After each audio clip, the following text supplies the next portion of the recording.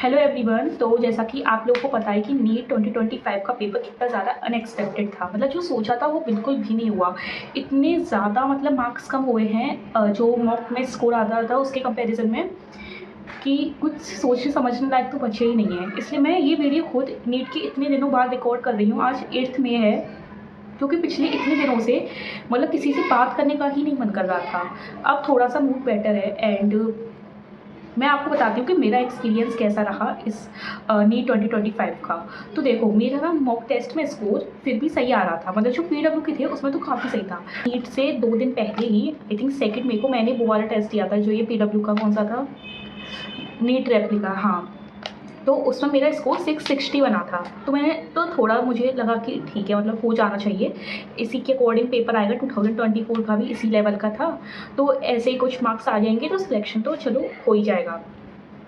बाकी भी मॉक में अच्छे आने लगे थे, 600 प्लस तो आ ही रहे थे। एलन में नहीं आ रहे थे बट और में तो आ ही रहे थे एटलीस्ट। और मतलब नीट वाले दिन तो इतना बुरा स्कोर आया है फिजिक्स में, तो स्पेशली ऐसा लग रहा है कि ये मार्क्स क्या है, इतना कम तो मतलब फिजिक्स में मेरा पूरी साल में नहीं आया जितना नीट में आया है। ऐसा लग रहा है कि पूरी साल की मेहनत बर्बाद चली गई। सच्ची में इतना बेकार फीलिंग है ना ये। तो देखो, उस दिन हुआ क्या था, नीट 2025 वाले दिन 4 मई को वैसे ही थोड़ा सा मन में डर लग रहा था, क्योंकि मेरा फर्स्ट अटैम्प्ट है। मैंने मतलब कभी दिया नहीं था नीट का पेपर, तो डर लग रहा था कि क्या होगा, और वो भी जब आपकी पूरी तैयारी हो उस टाइम पे। तो मैं सोचा था मैं पूरा अपना रिकॉर्ड करूँगी ताकि मुझे बाद में याद रहे कि कैसा रहा मेरा दिन। तो जब मैं जा रही थी उससे पहले तो मैंने रिकॉर्ड किया। फिर वहाँ से निकलने के बाद मेरी हिम्मत नहीं हुई अपना फ़ोन देखने की भी, किसी से बात करने की भी। तो उस दिन बहुत ज़्यादा नर्वस भी थे, डर भी लग रहा था, और ऐसा भी लग रहा था कि हो जाएगा, तैयारी है अच्छी। वहाँ गई मैं, तो मैं अपने घर से निकली थी अप्रॉक्सीमेटली 12 बजे। ठीक है, 12 बजे निकली थी, मतलब 12:45 तक तो मैं क्लास में पहुँच गई थी। तो मैं और पहले ही सेंटर पे पहुँच गई होंगी, बायोमेट्रिक्स वगैरह पहले हो गया था। फिर वहाँ बैठे रहे। फिर 2 बजे उन्होंने OMR शीट और वो जो पेपर था वो दिया। ठीक है, फिर उन्होंने कहा इसे खोल लो। फिर उसको खोला हम लोगों ने, एंड देन उस पर OMR भरना शुरू कर दी। 2 बजे से 2:10 तो मुझे 10 मिनट OMR फिल करने में ही लग गए थे। पेपर पे भी उन्होंने बोला था कि ये सारी डिटेल्स फिल कर लो, तो पेपर पे भी कर ली, OMR पे भी कर ली। तो 2:15 फिर पेपर करना शुरू किया। फिर वो साइन कराने आ गए। साइन कराने आए तो मैं उस टाइम पे बायो कर ही रही थी। जब साइन कराने आए तो उसमें वो डालना होता है, टाइमिंग डालनी होती है। तो उन्होंने टाइम डलवाया था 2 बजे का, और साइन कराने वो आए थे अप्रॉक्सीमेटली 2:30 पे। देख रहे हो, तो मतलब उन्हें वो काम 2 बजे कराना था, या उससे भी पहले वो काम वो बाद में करा रहे हैं। फिर मैं बायो करने लग गई। बायो बहुत ज़्यादा लेंथी लगी। मैं 35 मिनट में या 40 मिनट में बायो कर लेती हूँ विद OMR, और मुझे 1 घंटा पूरा लग गया। मतलब 3 बज गए थे OMR के साथ बायो करते करते, या 3-5 ही बोल लो। फिर वो कुछ क्वेश्चन जो आउट ऑफ NCERT थे, और वो ट्विंस वुइंस वाले, वो देख के तो मतलब फिर भी मैंने खुद को ये सोचा कि सबके लिए ये तो टफ है, आउट ऑफ NCERT है और ये तो डिमोटिवेट नहीं हुए उस टाइम पे। फिर वो करते रहे। फिर काफ़ी सारे क्वेश्चंस मैंने उस टाइम पे छोड़ दिए बायो के। ठीक है, कम से कम मैंने 10 क्वेश्चन तो छोड़ दिए थे उस टाइम पे बायो के। फिर उसकी OMR भरी। ऊपर से वो सर बार बोले आई थी जल्दी जल्दी OMR भरो, एक एक क्वेश्चन करके भरो। एक एक क्वेश्चन करके आज तक नहीं भरी। मैं कैसे भर दूँ, मैं तो सब्जेक्ट वाइज ही भरती हूँ। फिर वो पीछे पढ़ ही रहे थे, बट मैं तो फिर भी सब्जेक्ट वाइज ही भरी थी। फिर मैं आई केमिस्ट्री पे। फिर मैंने केमिस्ट्री का करना स्टार्ट करा। पहले ही क्वेश्चन मेरा गलत है केमिस्ट्री का, उसके बाद ही चलो फिर ठीक गए। बट केमिस्ट्री फिर भी थोड़ी सी ट्रिकी तो थी, उतनी बट लेंदी नहीं थी, थोड़ी सी डिफ़िकल्ट लेवल पे तो थी पिछली साल की कंपैरिजन में, बट फिर भी वो हो गई। और उसमें भी मुझे टाइम तो बहुत लग गया था। फिर बज गए थे 4 बजे मैं आई थी फिज़िक्स पे। फिर फिज़िक्स का पहला क्वेश्चन तो ईज़ी सा था, बहुत ईज़ी था। वो यूनिट एंड डायमेंशन वाला जो परसेंटेज एरर निकाली थी, तो वो था पहला क्वेश्चन। तो मैं कहा कि चलो फिज़िक्स तो भी अच्छी है ये केमिस्ट्री एंड बायो से, तो बस पहला क्वेश्चन किया। उसके बाद पहला क्वेश्चन करने के बाद जो सेकंड क्वेश्चन था वो था पोलरॉइड वाला। अब उसका मुझे फॉर्मूला तो याद था, बट मुझे 22.4 डिग्री नहीं निकालना आ रहा था यार। फिर उसको मैंने फिर उसमें टाइम वेस्ट बिल्कुल करा नहीं, कि नहीं आ रहा तो छोड़ो, बाद में टाइम बचेगा तो देख लूँगी। वैसे मैं समझ के तभी गई थी कि मेरा पेपर छूटेगा, तो ये तो पक्का है कि पेपर छूटना है, क्योंकि अगर 1 घंटा बचा है सिर्फ फिज़िक्स के लिए तो नहीं हो पाएगी पूरी फिज़िक्स, तो नहीं हो पाएगी। फिर यार जब क्वेश्चन पढ़े लाइन से, तो लाइन से ही क्वेश्चंस नहीं आ रहे थे, इतने बड़े बड़े तो क्वेश्चंस थे, तो उन्हें तो देख के डर लग रहा था। फिर मैंने फिर ही कुछ क्वेश्चंस करना ट्राई किए जो रेजिस्टेंस वगैरह वाले थे, तो वही बस मेरे सही भी हैं जो मैंने स्टार्टिंग में ही कर लिए थे। फिर ऐसे आधा घंटा बीत गया और मेरी मुश्किल से आई थिंक 6-7 क्वेश्चंस हो पाए होंगे। तो इतना डर लग रहा था, तो समझ मैं तभी समझ गई थी कि सिलेक्शन तो गया इस बार, इतनी मेहनत करने पे भी। तो इतना दिमाग में उस टाइम पे टेंशन चल रही थी कि पूछो मत। ऊपर से वो इन्विजिलेटर जो थे ना, वो इतना परेशान कर रहे थे।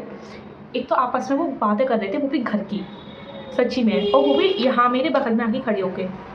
इतनी गुस्सा आई थी, मतलब इतना भी उनमें सेंस नहीं है कि बच्चे पेपर कर रहे हैं तो थोड़ी नहीं बात करें, वो भी इतनी तेज़ तेज़ घर की फालतू बात है। फिर उसके बाद फिर मैं ऐसे क्वेश्चंस ढूंढने लग गई कि जो थोड़ा सा देख के ही लग रहा है कि हो जाएंगे। तो ऐसे करके मैंने 20 क्वेश्चन तो फिज़िक्स में अटैम्प्ट ही कर पाए, 20 क्वेश्चंस, ठीक है। फिर जब एंड के आई थिंक 5 मिनट बचे होंगे, तो मैंने सोचा अब कुछ नहीं हो सकता, बायो पे चलो, 10 क्वेश्चन छोड़े थे उनमें से किसी एक आध को तो देख ही लो। फिर बायो में मैंने 5 और अटैम्प्ट कर दिए, 5 छोड़ दिए। उनमें से भी मेरे 2 गलत हैं, 3 सही हैं। जो 5 करे थे उसमें से भी जो छोड़े थे उसमें जो टिकलाया था वो सही है, बट वो छोड़ दिए। और जो अटैम्प्ट करे उनमें 2 गलत करके आई हूँ, ये भी छोड़ो। और उस मोमेंट पे जब इतनी ज़्यादा मतलब जल्दीबाजी हो रही थी, इतना टेंशन में दिमाग था, 5 मिनट बचे थे, उस टाइम पे वो इन्विजिलेटर साइन कराने आ गई। सीरियसली उस टाइम पे जब मैं क्वेश्चन ढूंढ रही थी कि कौन सा करूँ, तो वो साइन कराने आ गई और बोलते हैं कि 5 बजे का टाइम डाल देना यहाँ पे, लाइक सीरियसली। और बीच में वो कैमरा मैन वीडियो बनाने आए, तो मैं पेपर कर रही हूँ, इसमें फोकस करो। मतलब इतनी देर में वो, मतलब 3 घंटे का नाम है पर मिलता 2.5 घंटा ही है प्रॉपर, और इस पेपर को 3 घंटे में सॉल्व करना तो इम्पॉसिबल है। सेंटर से निकलते गया जैसे OMR थी, तो समझ गए कि सिलेक्शन तो होना नहीं है। इतना पूरा पेपर हुआ है, मॉक टेस्ट में भी इतना पूरा स्कोर कभी नहीं आया। जो मेरा पहला फुल मॉक टेस्ट था उसमें भी स्कोर मेरा इससे अच्छा था जो यहाँ आ रहा है। फिर मैं सेंटर से निकली, मैं सेंटर से बाहर आई, तो मतलब मेरे भैया खड़े थे, तो मेरे मुंह से कुछ निकल ही नहीं रहा था। उन्होंने पूछा कैसा हुआ पेपर, मेरे मुंह से कुछ निकल ही नहीं है, मतलब मैं अभी होश में ही नहीं हूँ। तो फिर उन्होंने मेरे से पूछा कैसा हुआ पेपर, भाई बस ऐसे सिर हिला दिया। फिर कैसा हुआ, बोला सही हुआ। तो मतलब मैं क्या बोलूँ भाई, सही क्या, मेरे तो अभी तक समझ में नहीं हुआ आ रहा ये पेपर हुआ कैसा है। मतलब सब बोलते हैं कि नीट का पेपर ईजी आता है, पर जब फर्स्ट अटैम्प्ट में आप अपना ये खौफनाक सा पेपर देख लो, तो फिर आगे आपको नीट की तैयारी करने की बिल्कुल मोटिवेशन तो बचती ही नहीं है। क्योंकि मैंने इस अटैम्प्ट में ही बहुत मेहनत करी थी, आप बहुत मेहनत की थी, वो सब वेस्ट हो गई। अब पता नहीं क्या होगा। इतनी सारी उम्मीदें थी, मतलब घर वालों को, सभी को, सब पे पानी फिर गया। इतनी प्लानिंग की थी कि नीट के बाद ये करूँगी वो करूँगी, सब बेकार हो गया। अब पता नहीं यार, रिज़ल्ट आएगा तब पता चलेगा क्या होगा। भी यार देखो, कितनी भी लो कट ऑफ चली जाएगी, इतनी लो नहीं जाएगी कि मेरा हो जाए, सच बता रही हूँ मैं। 500 जाएगी ज़्यादा से ज़्यादा, उससे नीचे तो नहीं जाएगी। तो फिर तो बस मेरा तो नहीं होने वाला है इस बार।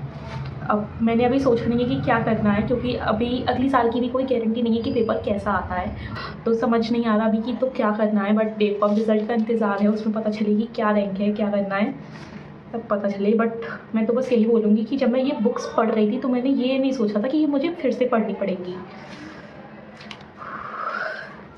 बट कुछ भी हो, ये NTA को ऐसा तो नहीं करना चाहिए था भाई, क्योंकि नीट में इतनी हाई लेवल ऑफ फिज़िक्स का कोई यूज़ होता नहीं है कि जो सॉल्व ही ना कर पाए। इतनी लेंथी, इतने बड़े बड़े क्वेश्चंस।